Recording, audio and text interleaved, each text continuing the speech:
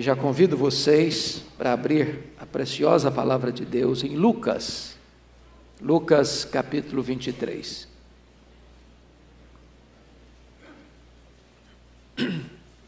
Neste mês de julho, o pastor Erival convocou a nossa igreja aqui para trazer pessoas para ouvir o Evangelho e anunciar a mensagem da salvação. E nós vamos ler esse texto, Lucas 23, a partir do verso 33.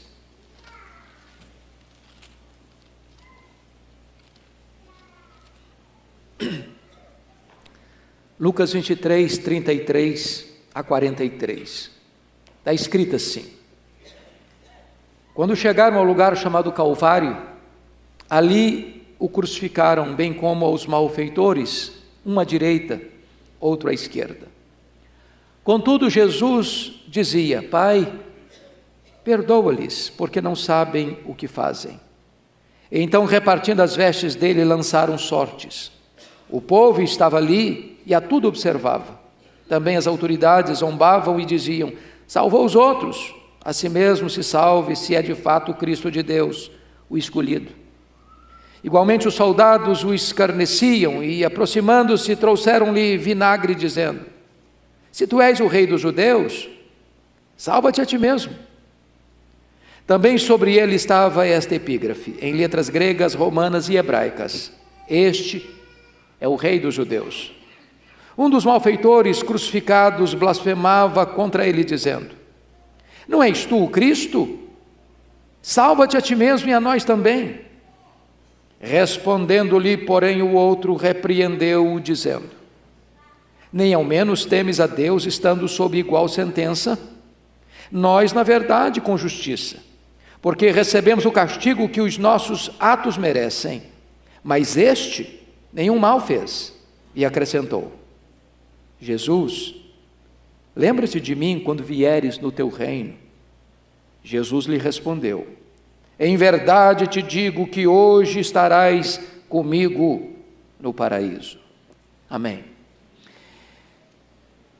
Meus irmãos, eu gostaria de trazer à memória esclarecida de vocês uma explanação desse texto. Jerusalém está em festa, curiosamente. A festa mais concorrida de Israel, a festa da Páscoa. Quando a cidade é sacudida com a notícia de que o Rabi da Galileia, aquele que operou milagres, aquele que arrastou multidões para ouvir os seus gloriosos ensinamentos, está preso. Na sexta-feira de manhã, este Rabi da Galileia é levado a Pilatos, e Pilatos percebe com total clareza que ele é inocente, que o que está por trás de todas as acusações contra ele era a inveja dos judeus, e Pilatos tenta se esquivar dessa decisão, enviando Jesus para Herodes, mandando açoitá-lo para depois livrá-lo, propondo soltar Barrabás ou Jesus, na ideia de que os judeus escolheriam soltar Jesus e manter o criminoso Barrabás na cadeia. Finalmente, lavando as mãos, dizendo: eu estou livre do sangue deste inocente. E então, covardemente, contrariando a sua própria consciência, Pilatos entrega Jesus para ser crucificado. Acontece a jornada ao Calvário, a multidão espremida pelas ruas estreitas de Jerusalém, na via dolorosa, os soldados empurrando a Jesus, até que levaram Jesus para fora das muralhas, e ali, num local chamado Calvário, Gólgota, caveira, crucificam Jesus. Do lado direito, um malfeitor; do lado esquerdo, outro malfeitor. Jesus é crucificado entre dois ladrões. Jesus, na verdade, é o divisor dos homens, para mostrar uma coisa: ambos, do lado direito e do lado esquerdo, estão perdidos, são malfeitores. Mas isso é um retrato do que vai acontecer na história da humanidade, De um lado tem um que se arrepende, do outro lado tem outro que se mantém rebelde e recalcitrante. Aqui do lado de cá tem um que, embora tenha vivido a vida toda à margem da lei, transgredindo a lei, ao ouvir Jesus, se arrepende e clama por misericórdia e é salvo. Aqui do outro lado tem outro que, vivendo também o arrepio da lei, mesmo vendo Jesus, escutando Jesus, mantém-se incrédulo e rebelde. Este aqui é salvo, este aqui está condenado eternamente. Então, eu gostaria de olhar para esse texto e ver aqui as 3 cruzes do Calvário. Primeiramente, vejamos a cruz do centro, a cruz da salvação. Está ali o Criador do universo, está ali o Senhor dos senhores, está ali o Rei dos reis. A pergunta é: por que ele foi crucificado, não do lado direito, não do lado esquerdo, mas na cruz do centro? Por quê? Porque na verdade Jesus Cristo é aquele que julga todos os homens. Aqueles 2 ladrões são um emblema, são um símbolo da própria humanidade. Quando a Bíblia diz que todos pecaram e destituídos estão da glória de Deus, nenhum de nós, potencialmente, é melhor do que aqueles que foram crucificados do lado direito e do lado esquerdo. Todos pecaram, todos são injustos, todos merecem a condenação, todos estão debaixo da condenação de seus próprios pecados. Mas Jesus está na cruz do centro, porque Ele é quem julga entre os que são salvos e os que se perdem. Ele está na cruz do centro, não porque é o maior pecador, de fato ele não tem pecado, mas Ele está na cruz do centro porque Ele assumiu o seu, o meu, o nosso pecado. Ele está na cruz do centro porque Deus lançou sobre Ele a iniquidade de todos nós. Ele está na cruz do centro porque Ele foi carregando sobre o madeiro no seu corpo os nossos pecados. Ele está na cruz do centro porque Ele se identificou com você e comigo, e Ele se fez pecado por nós, e Ele se fez maldição por nós, e Ele foi moído naquela cruz, agradou ao Pai moê-lo naquela cruz. Ele estava na cruz do centro, porque diz a Bíblia, o Pai o entregou por amor. O Pai não poupou seu próprio Filho, antes por todos nós o entregou. Entendendo você que Ele não foi para aquela cruz porque Judas o traiu por ganância. Ele não foi para aquela cruz porque os judeus por inveja o entregaram a Pilatos. Ele não foi para aquela cruz porque Pilatos covardemente o sentencia à morte e morte de cruz. Ele não foi para aquela cruz porque os soldados de forma cruel o prenderam naquele lenho maldito. Ele foi para aquela cruz porque o Pai o entregou por amor. Ele foi para aquela cruz voluntariamente. Ele não levou em conta a ignomínia da cruz pela alegria que lhe estava proposta, a alegria de ser o seu Redentor.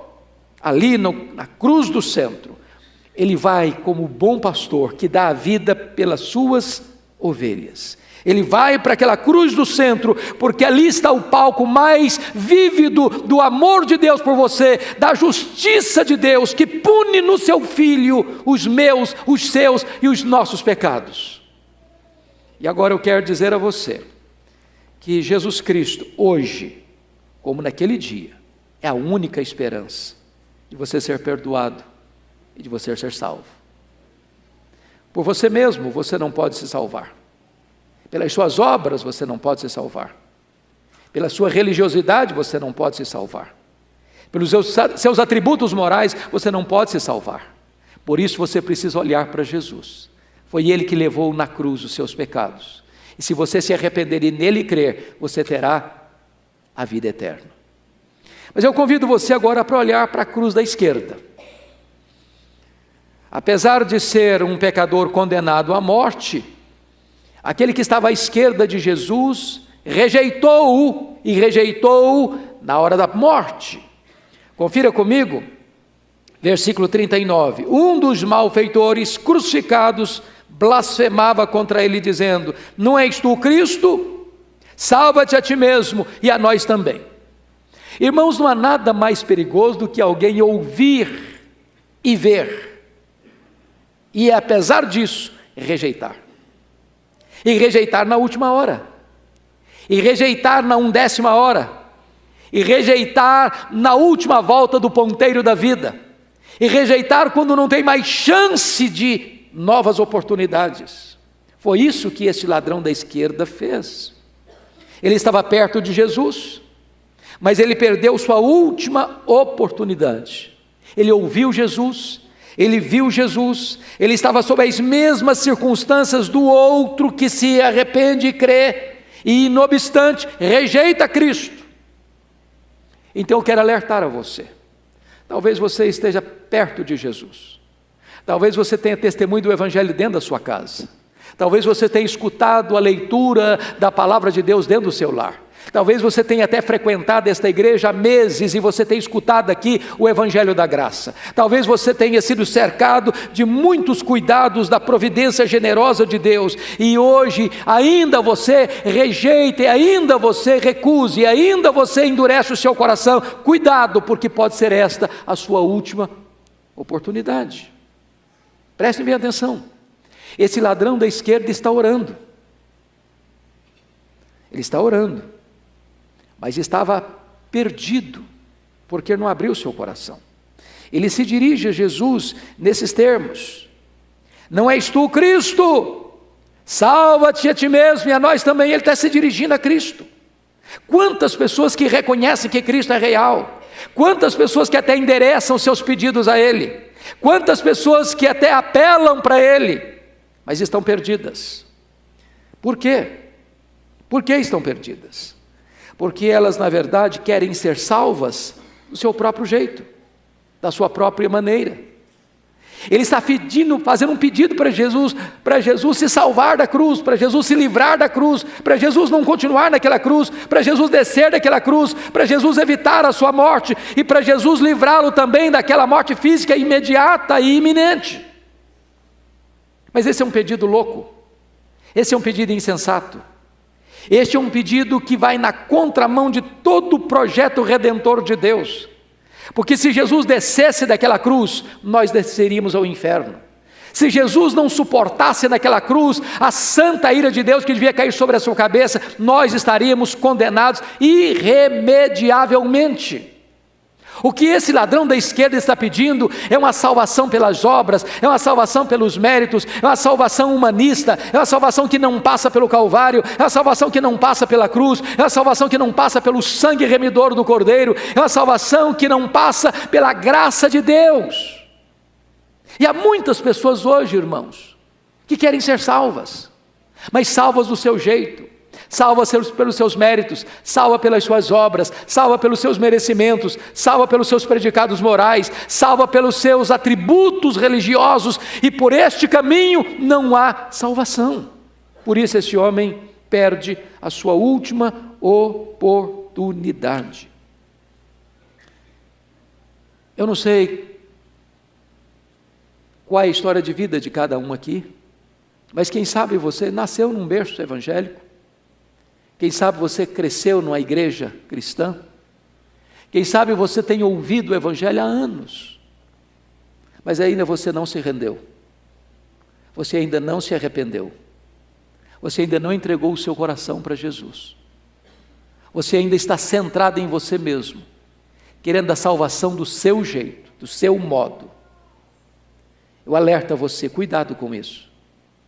Porque como aquele homem rejeitou o Evangelho na última hora e morreu sem salvação, hoje Deus está lhe dando mais uma chance, mais uma oportunidade. O futuro não pertence a você, o futuro está nas mãos de Deus. Hoje é o dia de você se arrepender e crer. Mas eu quero olhar com você agora a cruz do lado direito, e você nota que esta cruz representa a aceitação. Enquanto aquela outra representou a rejeição, esta representa a aceitação. Este homem da direita estava também condenado. Se você ler Mateus, no relato de Mateus, quando ambos são crucificados, os dois estão blasfemando. Agora preste atenção, o que é que mudou no coração, na vida deste ladrão que está crucificado ao lado direito de Jesus? Se na hora que ele foi crucificado, ele também blasfema. Embora o texto não nos diga com total evidência e clareza, tudo nos faz crer que quando ele foi crucificado, ele começa a perceber a postura de Jesus. E qual foi a primeira palavra de Jesus na cruz? Enquanto as pessoas que o crucificaram estavam ali zombando e escarnecendo de Jesus, meneando a cabeça, Jesus se dirige ao Pai e diz: Pai, perdoa-lhes, porque não sabem o que fazem. Isso mexeu com aquele homem. Como é que Jesus está sendo golpeado, maltratado, zombado, escarnecido, cuspido, e em vez de ter ódio no coração, está orando por essas pessoas, atenuando a culpa delas? Eles não sabem o que fazem. Ele não pode ser igual a mim, ele tem que ser diferente. De fato ele deve ser o Messias, de fato ele deve ser o Senhor, de fato ele deve ser o Redentor. E isso mexeu com as estruturas dele, isso tocou o seu coração. E eu quero dizer, o que aconteceu com esse moço para então ele ser salvo? Primeira coisa, olha o verso 40 comigo. Ele temeu a Deus. Respondeu-lhe, porém, o outro, repreendeu-o, dizendo: nem ao menos temes a Deus, estando sob igual sentença? Não há salvação, meus irmãos, sem temor a Deus. Enquanto você não reconhecer que Deus é Deus, e você é homem, você é mulher, você é pecador, você é pecadora, não há esperança para a sua vida. Enquanto você achar que você tem direitos a reivindicar, enquanto você pensar que você tem méritos a oferecer, enquanto você pensar que na balança de Deus as suas boas obras vai pesar mais para dar a você o direito da vida eterna, não há chance de salvação para a sua vida. Você precisa temer a Deus, você precisa se humilhar debaixo da poderosa mão de Deus. Foi o que esse homem fez. Veja mais, ele reconheceu que é pecador. Olha o verso 41 comigo. Nós, na verdade, com justiça, porque recebemos o castigo que os nossos atos merecem. Esse moço é salvo, esse ladrão da direita é salvo, não só porque ele teve temor a Deus, mas em segundo lugar porque ele reconheceu que estava ali, não por injustiça humana, mas porque ele violou a lei, porque ele andou na transgressão, porque ele fez aquilo que era mal aos olhos de Deus e aos olhos dos homens, que ele de fato era pecador e estava recebendo a morte como punição merecida de seus pecados. Se você for condenado pelos seus pecados, Deus não está sendo injusto, porque o salário do pecado é a morte. Terceiro, por que esse homem então encontra a salvação? Primeiro, porque temeu a Deus. Segundo, porque se reconheceu pecador. Terceiro, porque reconheceu que Jesus era inocente. Olha comigo o verso 41, a parte B. Mas este nenhum mal fez. Ora, no Império Romano, a pena de morte mais horrível era a crucificação. E a crucificação era destinada aos criminosos mais horrendos, àqueles que eram execráveis na sociedade.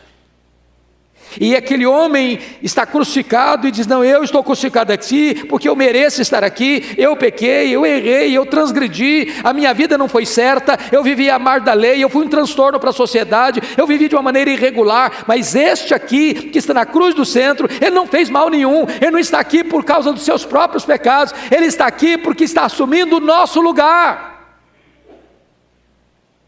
A não ser que você reconheça que Cristo foi para aquela cruz pelos seus pecados, não há esperança de salvação para a sua vida. A não ser que você reconheça que Ele é o Cordeiro de Deus, que morreu pelos seus pecados, para tirar os seus pecados, não há esperança de salvação para a sua vida. Mas mais, quarto lugar, ele reconheceu que Jesus é o Rei da Glória. Rei da Glória, olha comigo, versículo 42. E acrescentou: Jesus, lembra-te de mim quando vieres no teu reino. Notem vocês que ele está olhando para frente, para o futuro. para um reino futuro, para um reino de glória. Ele está reconhecendo que agora é o reino da graça, mas quando Jesus vier, ele virá para estabelecer o seu reino de glória, de poder, de majestade. Ele reconhece que aquele que está ali do lado da cruz não é um ser humano comum. Ele reconhece que ele vai morrer, mas ele vai vencer a morte e ele vai voltar gloriosamente para estabelecer o seu reino de glória. Ele reconhece que Jesus é o Rei da glória. Ele reconhece mais. Quinto lugar, por que ele foi salvo? Olha comigo o verso 42. Ele reconhece que Jesus podia salvá-lo. Versículo 42 diz: e acrescentou Jesus: lembra-te de mim quando vieres do teu reino. Ele olha para Jesus na última hora da vida, na última volta do ponteiro da existência, e reconhece que Jesus pode salvá-lo, que Jesus pode libertá-lo de uma condenação eterna. Ele não está pedindo para não morrer naquela cruz, ele sabe que ele vai morrer, ele está crucificado, ele sabe que Jesus vai morrer naquela cruz, ele está pedindo algo que transcende esta vida, que transcende ao percurso do berço à sepultura. Ele está pedindo para Jesus para se lembrar dele no reino eterno, ele está pedindo salvação para a sua vida.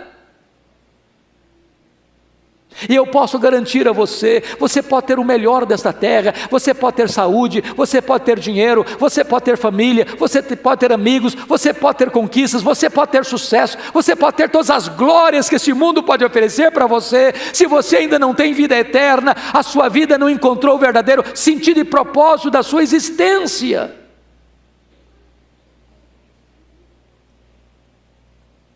Mas em último lugar, quinto lugar, ele volta-se para Jesus arrependido. Olha o verso 42, e acrescentou: Jesus, lembra-te de mim quando vieres no teu reino. Ele reconhece que é pecador, mas não fica só nisso. Aqui está, irmãos, algo da mais alta importância. Há muitas pessoas que reconhecem que são pecadoras. Há muitas pessoas que, embora reconheçam que são pecadoras, até apelam para Jesus. Mas há uma diferença imensa. É que este homem reconhece que só Jesus pode salvá-lo, e se volta para ele e pede misericórdia. Judas Iscariotes reconheceu que Jesus era inocente também.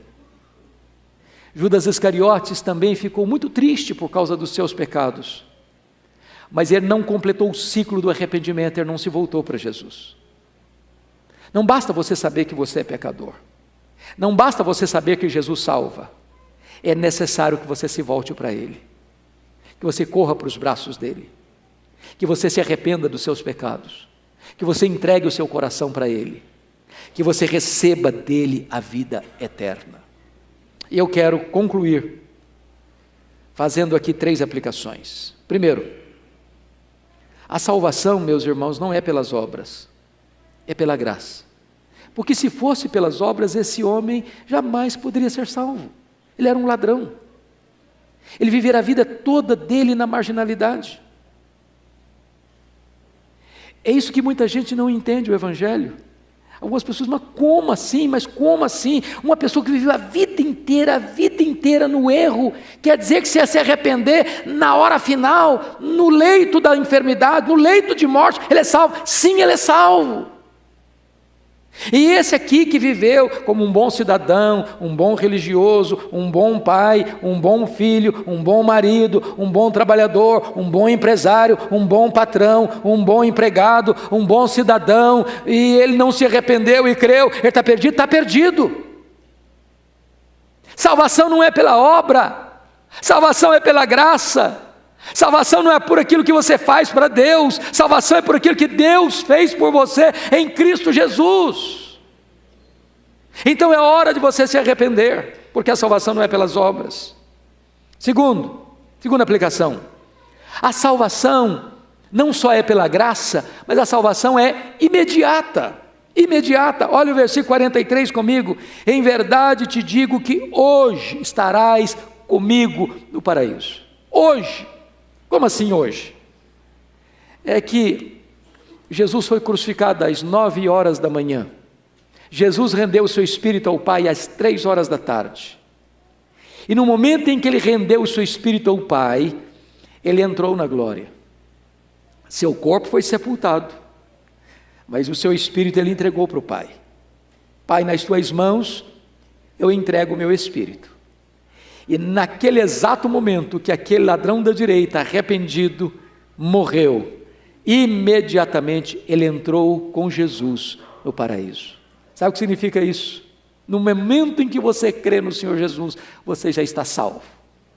Sua salvação é garantida e selada, é imediata.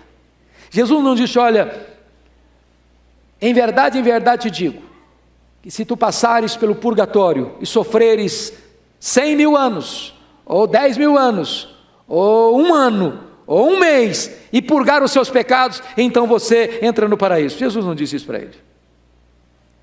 Jesus disse, hoje mesmo estarás comigo no paraíso. A salvação é imediata. Terceira aplicação prática. A salvação é estar em plena intimidade com Jesus. Hoje mesmo estarás comigo no paraíso. O que faz o paraíso ser paraíso é a presença de Jesus, é a comunhão com Jesus. Tem muita gente que pensa que o céu vai ser um lugar etéreo. Você vai sentar numa nuvem branca e pegar uma harpa e tocar por toda a eternidade. E um dia um adolescente me procurou e disse, pastor, eu não quero ir para o céu não. Eu falei, minha filha, o que é isso? Quero não. Eu falei, por que você não quer ir para o céu, filha? Ah, pastor, esse negócio de ficar numa nuvem branca, sentado, tocando harpa, por toda a eternidade, eu não aguento isso não, isso vai ser monotonia demais, eu quero coisa diferente para a minha vida. Eu quero dizer para você que o céu não vai ser monótono, o céu vai ser dinâmico, porque o céu vai ser você estar com Jesus para sempre, sempre, sempre. Você vai amá-lo, você vai conhecê-lo, você vai fruí-lo, você vai trabalhar para Ele, você vai conhecê-lo mais e mais, e jamais haverá um dia em que você dirá, agora eu já sei tudo, agora eu já conheço tudo, agora não tem mais nada para conhecer, a partir de agora é rotina. Jamais acontecerá isso, porque você vai estar com Ele no paraíso. É ver a Ele, é amar a Ele, é abraçar a Ele, é estar com Ele, é servir a Ele, é glorificar a Ele, é reinar com Ele. É isso que é a própria vida eterna. Eu quero concluir dizendo que hoje você está diante da cruz do centro. Aqui tem 2 destinos. Aqui tem 2 escolhas. Aqui tem 2 eternidades. Um rejeita, o outro se quebranta e recebe a Cristo. Este aqui morre sem salvação. Este aqui, apesar de ser pecador, ao arrepender-se e confiar em Jesus, ele recebe a garantia e a promessa da vida eterna. Qual é a sua escolha? Qual é a sua decisão nesta manhã? Curva sua fronte, por favor, e vamos orar. Ó Deus, nós acabamos de ouvir a exposição da Tua Palavra, e nós te pedimos que nesta manhã o Teu Espírito, que sonda mentes e corações, possa tocar em cada pessoa que veio aqui hoje, nesta casa, e aqueles que estão nos assistindo pela internet, para que reconheçam que são pecadores, que não podem salvar a si mesmas, que não podem confiar nas suas obras, nem na sua religiosidade para serem salvas, mas que agora mesmo o Espírito Santo, que nos convence do pecado, da justiça e do juízo, possa convencer estes corações, para reconhecerem que não podem alcançar a vida eterna pelos seus próprios méritos, e que possam olhar para Cristo, e que possam reconhecer que Ele é inocente, que Ele morreu pelos nossos pecados, mas que Ele é o Rei da glória e vai voltar em glória e majestade, e que possam confiar nele para receber dele a vida eterna. Que seja assim, Senhor, para a nossa alegria. Que seja assim, Senhor, para que haja festa nos céus, diante dos Teus anjos. Que seja assim, Senhor, para a glória do Teu próprio nome. Em nome de Jesus. Amém.